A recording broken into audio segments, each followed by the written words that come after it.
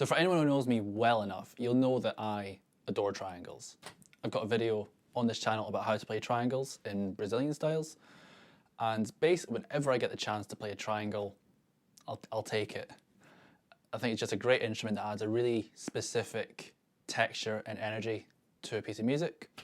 And I fell in love with it through the world of forró music, where the triangle is one of really the only 3 or 4 instruments you need in that style. But for years, I've wanted the LP one-handed triangle. And so that's what today's video is going to be about, just talking about this instrument. So I bought this relatively recently, and I'll talk about why in a minute. But I just want to talk about this instrument, where I found it, and what it's like to play. So the one-handed triangle, as I mentioned, is from LP. It was originally sort of designed by Doug Hinrichs. I'm sorry if I'm butchering your surname, Doug, if you're watching this.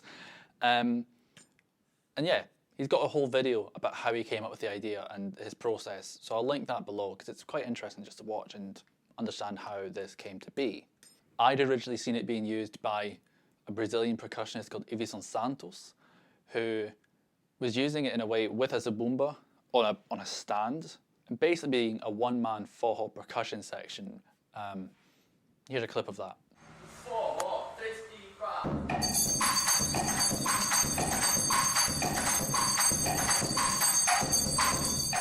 I saw this video of Ivyson 10 years ago, which is just utterly ridiculously good. And even at the time, I was just mind blown, still mind blown every time I watch it. And so since then, I've been like, oh, one-handed triangle. Oh, but I don't need it. That's like my main rule for myself, is I don't buy instruments unless I know exactly how I'm going to apply it straight away, just to keep me from going bankrupt from buying all the instruments I like the look of. Hopefully you can relate to that.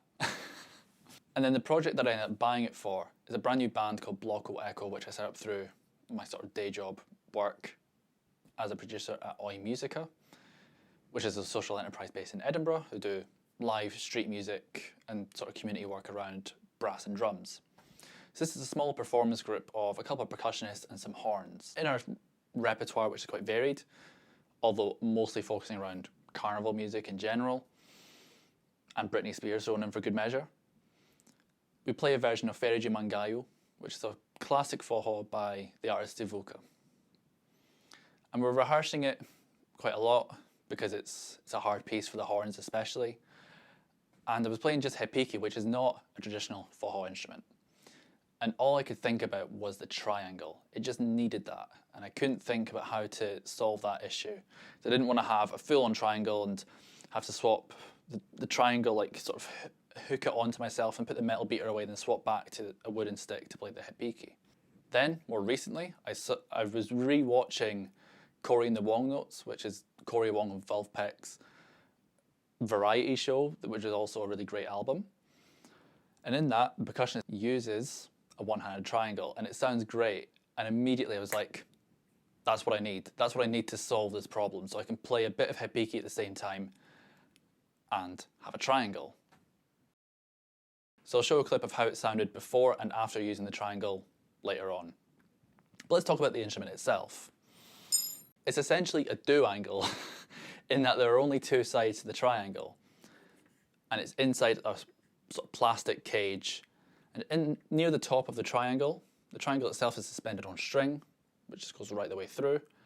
And then there's a chamber in the middle which has a sort of metal ball bearing type thing, which you shake back and forth. What's really interesting about this instrument is it's got a really specific technique.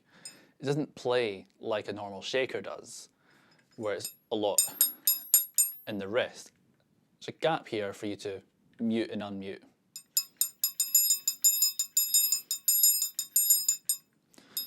But you have to keep the instrument really perpendicular to the ground. I think it's perpendicular. Yeah, perpendicular. So it's almost more of a back and forth with the arm than it is with the wrist. Because if you move the triangle body too far forward, the ball bearing will vibrate onto the triangle itself, which just sounds a bit...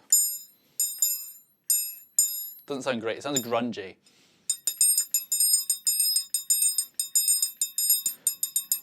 Whereas moving it back and forth with just my arm,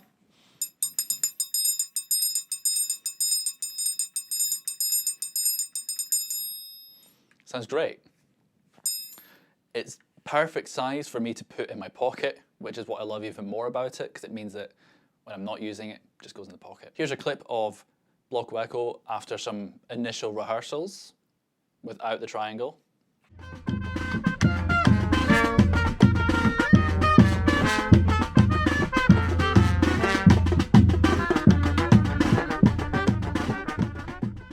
And then here's us at a gig with the triangle.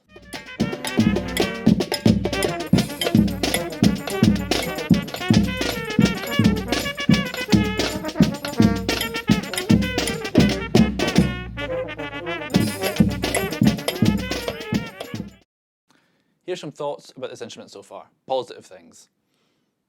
It's really convenient just because, as I mentioned, it fits in my pocket. I can play triangle parts with one hand and the other hand is free to do whatever.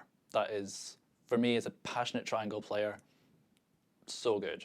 The triangle itself projects really well and sort of sits in a really specific range pitch-wise, so it just stands out regardless of what it is you're playing with. And the design is really great and ergonomic, so I'm able to, it makes just so much sense to have the mute and unmute there, just sits really naturally in the hand. Now things that I don't like so much, and these are nitpick things, and I can't imagine a better solution than what's here, but this is just something to be aware of before you buy it. So it takes a little bit of time to get that technique down. As I mentioned, it's really specific. It's not like a shaker, and I found a lot of frustration early on about getting the right sound, but it just took a little bit of practice, and I got there in the end. I feel it could be a little bit smaller. Although I said, oh yeah, it fits in my pocket, I feel like it could be like a tiny bit smaller. And my last con is really the main one that I dislike. Everything else is very nitpicky. The last one is the volume, actually, in that it's really hard to play this quietly. Like, you've got normal volume, and then you've got really loud volume.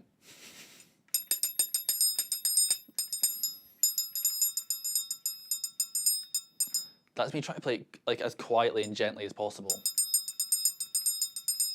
It's still really loud. So in a situation where I needed to play something quietly, or I'd use another triangle. This is really good for what I'm using it for, where I'm playing with four other percussionists and 3 to 5 other horns. Whereas, yeah, playing it in a small, quiet setting, this is not your one. That's all for this week. Really quick video, just geeking about finally having used the LP one-handed triangle.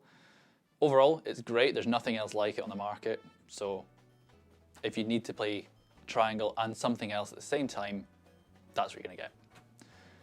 Thank you so much for watching. I really appreciate it and hope to see you in the next video.